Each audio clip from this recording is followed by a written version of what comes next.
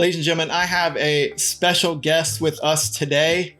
She is amazing. She is someone that I hold dear to my heart. She is an inspiration for women and young girls all over the world. Ladies and gentlemen, round of applause for Britnie Turner. Hello. So Britnie, I've known you for a few years, and you went from your stories, you went from being homeless to developing nations in 10 years. That's mind-blowing just to think about on so many levels.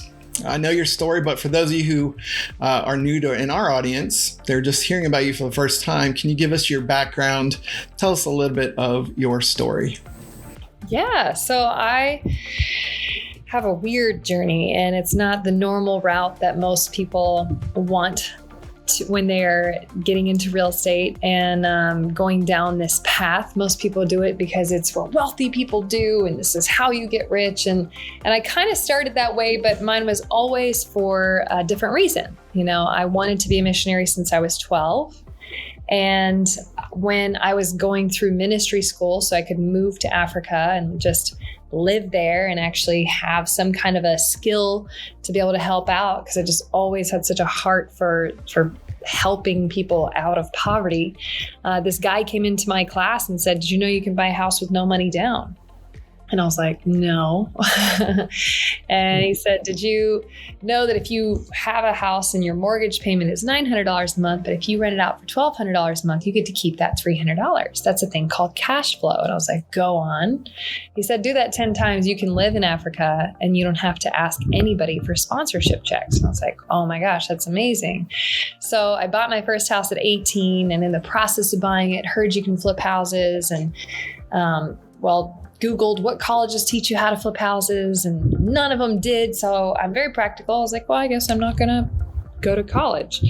So family stopped talking to me for 2 years, and everybody in my life said I was going to be a loser for the rest of my life. And I'm like, what? I just want to learn what wealthy people know. And this is what everybody's doing. It's cool. It was 2007. Then it was not cool because it was 2007. And being in real estate was not a good time, but I was able to work 1 million jobs, 1 million hours a day, and study every ounce of time that normal people would sleep. And I would just read every real estate book I could possibly get my hands on. And for 3 years, I was a complete failure at trying to get into the business. But after that, I got the opportunity through a crazy set of circumstances to work for somebody in this weird place called Nashville. I had never been. And so I packed my car up. I rented my house out to these guys on Craigslist. I took a job that was less than $650. It was $650 less than the minimums on my credit cards that I'd been surviving on. And told everybody, I'm going to go learn. I'm going to be successful so I can build orphanages. And they're like, yeah, right. You're going to be a loser forever. I was like, you'll see. God's in it. And within 60 days, they got rid of that position. And so I was fired. So I now have no job. Within the first 2 weeks of those guys moving into my house from Craigslist, their first month's rent check bounced. And now I've got an eviction on my hands. So it's like the debt was just stacking up. And I did the only logical thing, which was don't tell anyone, but move into my car and find somebody I can work for and learn from for free. And so for 9 months, I worked for free, 18 to 21 hours a day. I found a way to be useful by finding deals, finding investors, managing projects, finding stuff, becoming a designer. I was not a good designer at all back in the day. And then getting my real estate license and selling properties. So after 9 months, I did my first project by myself, and everything that could possibly go wrong went wrong. But when that thing closed, it took so long. I made $40,000 and I was off to the races. And then I became the biggest rehabber in Nashville. I was crushing it, doing really well, but I was still working to make money. And I planned on, using this money to buy an apartment complex before I turned 26 so I can live on the cash flow and do my missions.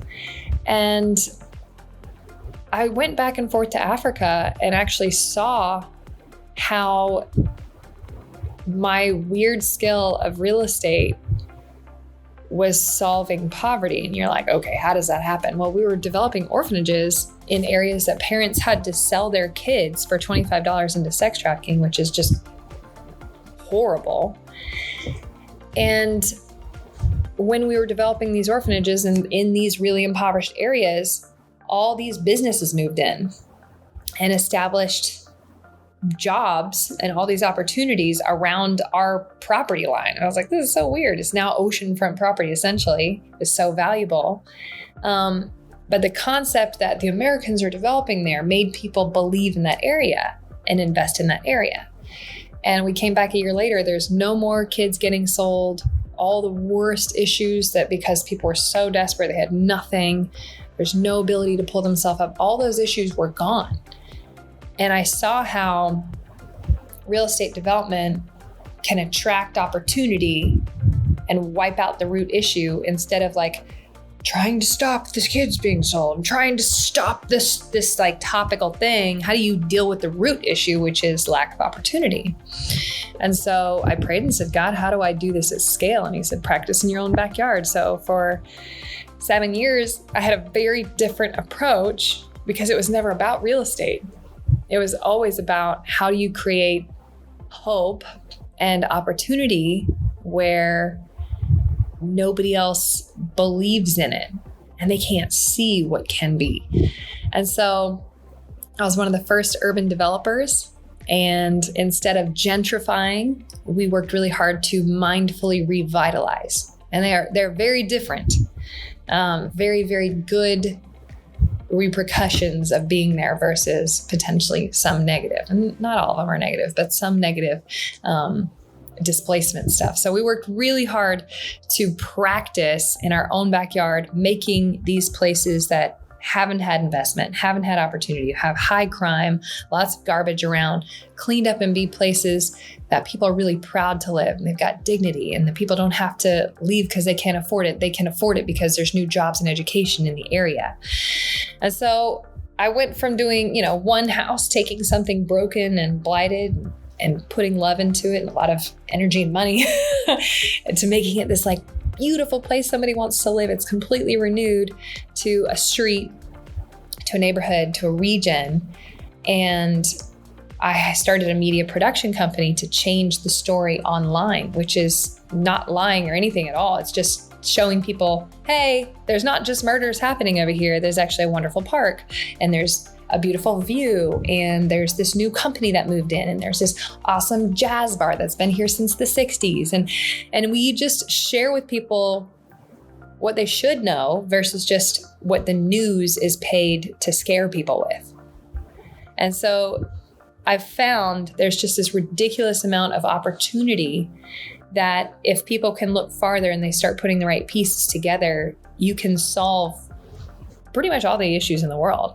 And so I have a very different approach, but I'm excited to talk to you about it. And I want to challenge all of these real estate investors listening to this, that you have so much power to transform lives and livelihoods and change anything that you're passionate about. You can probably solve through the vehicle of real estate, and you don't even know it yet. It's an amazing gift that I'm so excited you guys are exploring. And you quite literally breathe life into that community in Africa, right? And also into the areas around Nashville. I've driven around Nashville the past few years, I see the aerial, I guess it's like the wraps, I don't know if it's insulation, but it says aerial on it. And house wrap, yeah. Yeah, house wrap, yeah. And so I've seen firsthand some of these and driven around Shelby Park and some of those areas where you've worked and seen your handiwork, and absolutely brings life. And then, of course, having a media company that tells the story a little differently than how maybe the news, the fear, and the media wants to shape it. That's absolutely brilliant. Thank you. So tell us a little bit for like younger people, maybe college age kids, this idea that I've heard you talk about a few times, about this idea of working to learn, not just working to earn. Yeah. So I am 100% pro education. And I had my sister told me the other day, don't say bad things about college. Da, da, da. I was like, first of all, I've never said something bad about college. I will say something bad all day at the notion that you should go to college because it's what you do. You have to get education. You have to get off your butts and get the education required to accomplish the calling on your life. Nobody's going to hand you anything at all. And nobody freaking should. You're able-bodied people. So go find a way to learn what you have to learn. And if you're broke like I was, then you might have to work for free in order to create enough value for somebody to keep you around. Real estate's super expensive to learn. You know, I've paid like a ridiculous amount of times to go to like a $60,000 weekend course. But guess what? One deal, I made $100,000 and it paid for itself. So there's lots of scammy people out there and there's lots of pitch-a-thons. I'm not telling you to pay that much. I'm telling you, I have invested in myself and not through I've learned hard knocks, the school of hard knocks. No, it's BS. I've done that too. But I've since spent a minimum of $800,000 going and getting education from these different courses. So I like that all of you are listening to this because this is freaking free. It's ridiculous that it's available to you now, especially in the world of real estate that was not available before. So it's very smart that you're filling your mind by listening to people you want to be like, finding a way to serve people that are doing something you want to learn, and don't learn and then rip them off and steal their idea and run off with it. That's horrible and it will come back on you. But I'm saying to find a way to serve people with an aligned vision. In the process, you will learn, you will further their vision, you will bless them, and in return, you will be blessed with so many lessons that are really expensive to learn. So there was not a college, like I said, when I Googled it, that teaches you how to flip houses. I think there's some educational courses out there, but whatever it is that you need to learn, find a way to learn it. And don't just talk crap about college, because if you need to be a doctor, you better go to college. Like if you're going to be an engineer, there happens to be more set paths available to you than the weird path I had to try to piece together to learn what I know now. That's such an amazing reminder that not everyone has to follow the normal routine, the normal flow of, graduate high school, then go to college. I myself have a daughter in college, and one who's chosen not to go to college because she wants to get into real estate investing, thanks to you. Awesome. Yep. And so myself, I'm very bullish on education. I'm just very bearish on the traditional college system. I feel like, I don't know, maybe 97% of the people that go don't necessarily need to go. Obviously, the ones you talked about, engineers, attorneys, doctors, you absolutely have no choice. You have to go. But the rest of the world doesn't necessarily, it's up to you whether it makes sense or not. And even if you get like a 4-year scholarship, it still takes a chunk of your time to go through this. And having a tech background, I also know that a lot of what they teach in these colleges are years and years, technologies that were used years and years ago that we don't even use these technologies anymore, but they're in a curriculum, and it took 4 years to get into the college curriculum. And so that's what they're teaching. And people are, taking out obscene amounts of money in student loans to pay for all this outdated stuff. So yeah, absolutely. I think the biggest point you're making, and I agree with, is don't do something because society says you should. You happen to have been born where you were born and blessed with what you were blessed with, and not blessed with some other things, even though it'll all turn into a blessing in the end. We have all been given a different path. And because you happen to be born in this section of America, Matt, this is considered normal and a wise path in order to be successful. But your calling is between you and God, and you're the only one responsible for that at the end of the day. So have the confidence to know that humans can only see what they can see. And some voices may be speaking into your life because they really do care about you, and this is the way they've seen it to be successful. But for anything to change on the planet, for God to do anything new, he may have downloaded something different into your spirit. And understanding you are a child of God, you are guided, have some confidence in that unknown, but taking the time to get as clear as you possibly can. Matt, you and I talk all the time about writing your eulogy. That's one of the things I think we really connected on Absolutely. We've known each other, but we really connected through that exercise. And I want to encourage all of you to do that because it's such a great clarifier, because it doesn't matter what your mom says about you or your aunt or your cousin or your friend. What matters to you at the end of your life in your story, and then what's the best path to get there? If college can help get you there, go to college. If joining real life real estate gets you there, do real life real estate. If it's, going and interning in the Philippines, do that. Whatever it is, just create your best guess at the path to making that story true. And that's going to be what's right for you. And speaking of your eulogy and being intentional, you are the most intentional person I know. So thank you for that. It's very, very inspiring. And it's amazing what you've been able to accomplish, and you're still so young. So anyone younger than me, I'm 45, is still very young. But in your words, this intense focus on eulogy and what you want your life to be about, can you just remind our listeners here, why is that so important to you in helping stay on track and stay focused? I didn't even know that was the thing that changed my life for so long. But I think I was speaking at the UN at 24 years old, which is really cool because I had just blown up so fast. Like I really grew my business fast, and during the suckiest time ever, like the worst, least cool time to be in real estate. And I blew up. I became, first of all, it's 3 years of complete horrible suckiness. And then even when it blew up, it still sucked. I'm not going to lie. This is a hard business. There's lawsuits, there's crazy people, there's scavengers, there's haters, there's there's contractors. Yeah, pretty much everybody I just described. Just kidding. But they weren't used to seeing somebody who looks like me either do really well in the space. It wasn't, I'm not going to cry victim because I was a woman, but if whatever you are, if you are not the right color, gender, age, whatever, people will be like, and they're going to give you a harder time until they see you do it long enough. Then they're like, oh, okay. And then they'll be like, the next person that looks like you, well, if this person did it, then this person can do it. Humans are sheep and they just got to see it done, whatever. Bottom line, I was at the UN speaking, and somebody's like, where in the freak did you get so intentional? And how were you able to stay so focused through all these hard times? And I was like, wow, where did I? And at 17, in that ministry school that I went to be a missionary, this other guy came in our class and he said, today we're going to write your eulogy. And I was like, what the heck is eulogies? It's the story that you want said about you at your funeral. And I was like, This is my brain processing.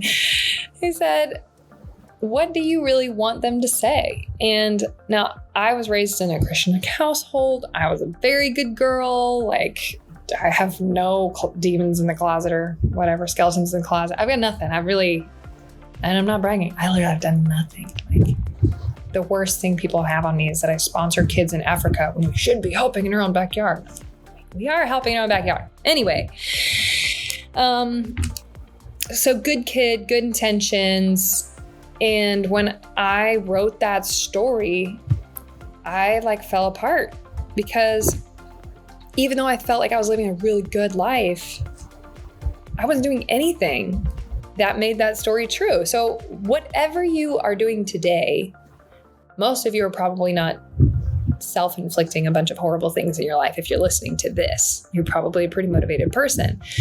But what could you really do in your one chance on earth? What could you wake up and make sure you say to your loved ones so that they remember you from your kindness or your generosity or how you actually showed love versus said it, or people will know you because you actually prioritized XYZ. Humans remember habits. They don't remember one-time events. They remember habits. So how can you live in such a way every day that story is true and remembered in the way that you want it? So that woke me up. And literally right after that, I went to Costa Rica on a mission trip, and I met a little girl that was sexually abused by her father, before she had turned 1. And it destroyed her vocal cords to where she couldn't speak, which is just horrifying. And when I found out that 1 out of every 4 babies in this specific region die before they turn 1 because of sexual abuse, and that it's socially accepted, I couldn't live with that reality. And so with this amazing tool of knowing what matters to me most and being able to figure that out really quick, because it's what I care about, not what somebody says I should do. And then with this, it's like the world just finally clicked. Even though I was poor, even though I came from pretty much nothing, I was just 17 and I didn't have an education to I had really not the tools to make it. I had access to the tools because I lived in a free country. I knew if I applied myself, I could make a way for this little girl to have a life and not just be somebody's sex toy. I knew that I had nothing, I had no resources or influence to make it happen in that moment. I wanted to just go beat this guy up, but I couldn't find him. But how do you actually, instead of just beating one guy up, how do you stop that? And so I went back to my tent that night and I got on my knees and I said, God, whatever it looks like, use me.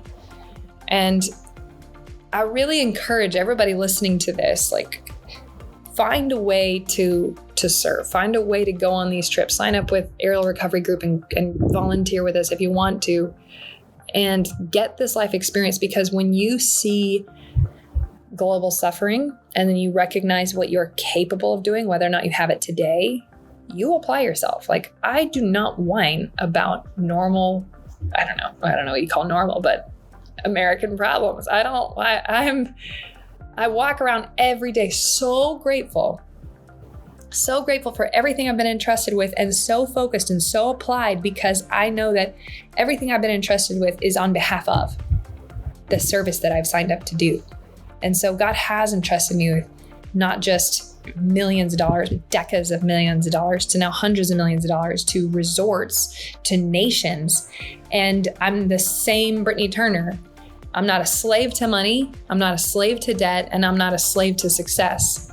I've got a tattoo on my arm that says, God is greater than the highs and the lows. I know a lot of people have that tattoo, but it is the greatest reminder to me, because especially in real estate, you're gonna have a lot of highs and lows. What is your foundation? If you don't know who you are and whose you are, you're gonna get knocked out of the freaking game if you try to do this big. You've got to know that, and you've got to be clear, because money is not enough. And it will never fill you up. You've got to find out what's your dang purpose and use whatever your vehicle is, your job, your real estate career, your stock investing, your Instagram followers, whatever you have access to. Use it as a force for good in alignment with your calling. That's the only way you're going to have any fulfillment. If not, we're going to live this depressed, anxious life. And it's not enough. Yeah, Matt's wearing this force for good shirt. It's a heck of a reminder for him. Whenever he wears it, he better be walking around as a force for good this day. Right? Absolutely. And speaking of which, you do run a mastermind group for entrepreneurs on Thursdays. Can you tell our audience a little bit more about that? Well, you tell me what you like about it, Matt, because Matt is an amazing contributing member. So it's a great network of like-minded entrepreneurs. So people who come from a place of abundance, who are successful and or on their way to becoming successful, who are able to make a difference in the world. And instead of, having all this wealth and buying Ferraris and Lamborghinis and yachts and bikini babes, you're making a difference in the world, everything you've been saying, and you're giving back and making a huge difference in the world. So that's what it means to me. And it's pretty much the funnest thing ever, because we all have things that matter. It's like you said, it's all force for good entrepreneurs. We've all dedicated our lives, our businesses, our resources to being a force for good in the world. And I felt really convicted to start it. I've never been into like personally. I saw a bunch of turd coaches that did 3 deals in real estate and then spent the rest of their life trying to sell courses. And I was like, ugh. I didn't want to be that, because they weren't really doing it. And so I was like, I need to stay doing my thing. But then I really lived in this silo for years. I mean, most of my career, just do my thing, and learned how you can still make money and do so much good for the world and create all this value, but it was all up in my head. And everybody through my whole career told me I was never going to make it. And you can't care about people and the planet like this and still have any money. And I was like, no, I'm doing it. Because money's just a tool anyway, and it's all fake.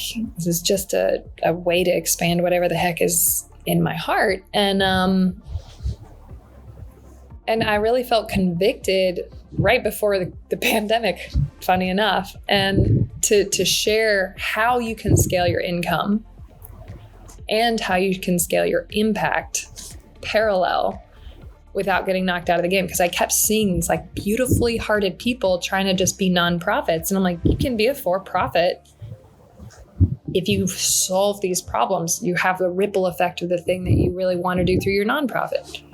And sharing that with enough people and helping them realign their life is just really, really transformative. So that's what we're doing. We're stabilizing the good people financially and scaling them so they can keep crushing it. But we stay present to what matters most always. And we never lose ourselves in anything. Right. And I've heard you guys, you and Jeremy, both on the Broke to Book podcast, shout out. You've both said on numerous occasions that money typically just amplifies what you already believe. So if you're a jerk and you're rude to people and all that, with money or with success, that's going to be, you're become a 10x version or 20x, 100x version of that. If you're kind, caring, tenderhearted, loving, you're going to become a 10 or 100x version of that with money. And we see that all the time with people who maybe they win the lottery or some huge chunk of money comes into their life and they just spiral out of control. It's like it's almost the way I think of it is they don't have the financial IQ to manage that wealth, right? And so that's some of what we talk about in G-Force on Thursdays is different business opportunities and Airbnb investing and all the things. Real estate, of course, is a big piece of that. Well, if you don't have anything, you have nothing to give.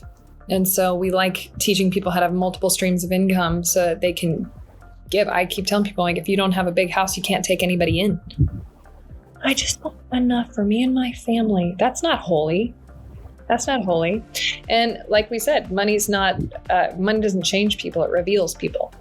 So if you are a jerk, the only difference is you don't have to kiss anybody's butt anymore. So you can actually just be a jerk to people the way you've always wanted to be. You just didn't have to step up and be fake. And that's, if you are kind, your kindness is magnified and multiplied. Now, I've seen you in the news recently with the earthquakes in Haiti and the floods in Louisiana. Tell us a little bit about your aerial recovery and how people can get involved. Yeah, so Aerial Recovery Group is an economic development and disaster management firm. And then we use my nonprofit to go in and just actually do emergency rescue and bring aid to people who desperately need it most. The for-profit side tries to contract with governments to help them create resiliency plans so they're not caught with their pants down. Because guess what? With their pants down, people die. So frustrating how easy it is to make people not die. They just need like these couple tools and these couple things set up. And when you've gone to this many disasters, you see the best practices, and we just want to help share those with nations. So we do have that amazing side, but we have, through our nonprofit, the ability for people to volunteer, get involved. In Hurricane Ida is a Category 4 hurricane that the devastation is so widespread. We had a tornado hit my house when I was 10. And I remember all of our friends came out the first day and we felt so loved. And then half of those friends showed up the second day. And then by the end of the week, there was one friend left. And then by that next Monday, no one was there. But me and the other 5 kids spent the next 2 years of our life, like disrupting school, cleaning up, trying to pull our life back together, rebuilding the house. It was such an invasion of our life and it cost so much money. My point in sharing that is people come out for the first day, but there's so much more help needed past when the news cares to tell the story. So if you are looking to get involved and like really be able to help people in need, everybody needs a hand up after getting punched in the face by a natural disaster or the disaster of poverty or war. But we're starting with natural disasters. So it's an amazing opportunity to get involved and help. And God showed me that is one of the ways that we can really show some of these developing nations our heart, is that we do care. And it's helped me overcome being the wrong age, gender, color, whatever, depending on where we go. Because we go all over the world. I don't always look like them. And when people can see your heart, they don't care what you are. They just want help, and they can sense love. And so that has actually helped us overcome corruption in specific nations, what you'd call corruption. Nobody knows the full story of any story, so always chalk it up to that. But it has actually helped us be able to share with nations how to come back online stronger, how to organize all these people who want to help and rebuild your nation in such a way as if, let's look at this disaster as the opportunity to come back with a clean slate because everything just blew away. And what we're seeing in Haiti, for example, if this is not done, as the country gets worse. So the earthquakes happened in 2010, killed all these people, and it developed, I think, 200,000 orphans.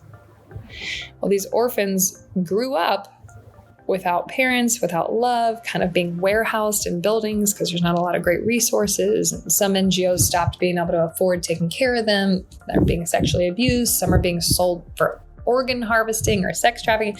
These poor orphans who didn't want their parents to die are now in this terrible environment. Well, guess what they grew up to be? 10 years later, they're now adults. They're gangs. There's now 130 different gang systems in Haiti, which is destroying the country to where people are leaving in mass exodus, as you're seeing.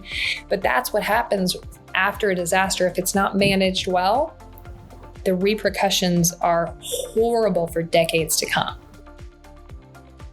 And I assume that if Haiti has, or any country has newly elected leadership, they haven't really had experience of managing disasters. And that's where you guys absolutely fit in, where you have lots of experience across lots of different, whether it's earthquakes or floods or all the natural disasters that happen. You have like checklists and here's some things to think about, especially in that chaotic time where there's just people don't know what to do, including presidents and prime ministers and all that. They're just running around like crazy people. And you're like the still small voice that comes in and absolutely helps point them in the right direction and say, hey, we're here to help. Yeah, I love that. Force multipliers, absolutely. And you know what? For the people out there who are constantly angry at leadership, first of all, I can't imagine how hard it would be to be a leader of a nation. No matter what, half your people hate you and are trying to kill you. You have to walk around with security. Everybody's mad at you for something. And you're not trained in all the areas of the world. So you're relying on other people in your cabinet and whatever. So I walk in with a ton of grace for the human and try to serve the human the best way I can. And something, I've never shared this before, but I'm going to share it with your audience today, Matt. God told me never to talk crap about anybody I ever want to influence. So I want that to sink in, guys, because if you're sitting there hating on anybody, first of all, you're not allowed to hate on somebody you don't personally know, because I have a lot of people who hate on me and then they meet me one time and they're like, oh, I actually really like her. I'm like, yeah, I don't know where you're getting any information from. So don't hate anybody you don't personally know well. Have grace, because every human being is going through something, and don't talk crap about anybody you ever hope to influence, because you will lose your grace to be able to do it. Yeah, especially with social media and things linger for videos and commentary and tweets linger for decades. Absolutely. So tell us a little bit about what's next for you and who inspires you, Brittany? Oh man, besides you, Matt? You're such a go-getter. I just love you guys. And I'm proud of you. I'm proud of what you guys are doing. I've seen the behind the scenes. I've hosted you at my resort for weeks, and you guys just work so hard to serve your people. And I'm not paid to say this, guys, so I'll send you an invoice later. But no, I'm not paid to say this, audience, at all. Like, I watch them. They don't sleep. They actually annoy me because they've like ruined my schedule for some of the stuff we're doing because they're out there serving you. So kudos for the service that you guys are doing, for the really your mission and what it's even done in my life. You know, you guys have really blessed me with stock education. So I'm grateful you'd have me on your show, and I can hopefully give something back. So you guys inspire me. Real Life Trading does, and Real Life Everything does. Who inspires me? You know, I learned early on, and this is a really cool trick I'd like to impart to your audience as well, is that every human is imperfect. And so to put any body up on a pedestal is crazy, because then you're going to meet your hero and be all let down.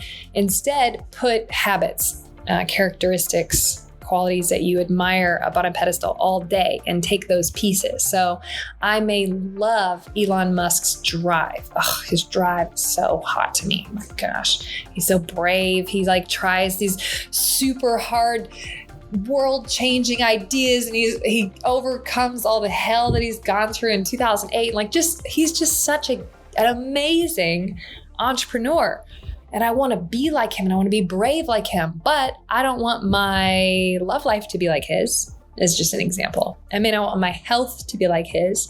I'm just making up stuff that pick and choose from every person. You may want to have Matt's muscles, but not his whatever. I don't know. You may want to have my incredible personality, but not my, I don't know, just making up stuff. So picking and choosing what inspires you versus embodying that in one person, I think is really wise, so that you're constantly developing who you are versus trying to be someone else. And what's next for me? Last week, we actually got a contract, same thing in Haiti. It's called a Memorandum of Understanding, to develop the whole country. So I'm really excited about it. There's that. Yep. Super excited. Yep. It's huge, huge, big deal. And they need so much help. And it's so dangerous. Like, I can't even walk across the street anywhere there. You cannot do that. But people are like, aren't you scared? I'm like, not at all. You just create systems around it. But I know, you know, I was messaging the leadership of the nation yesterday, and I said, well, how are you? They said, I'm very sad. I'm sad for how my people are being treated at the border of Texas. And I said, well, let's make it to where people are fighting to come back in to Haiti. Like, let's make it to where people are literally fighting to get back in a country that they're proud of and they would never want to leave. And all the opportunity is flowing out of that place. And that's the way I look at it. And that's what I want to continue to scale. So working on developing these island nations and using every one of my 6 companies as a vehicle to do that.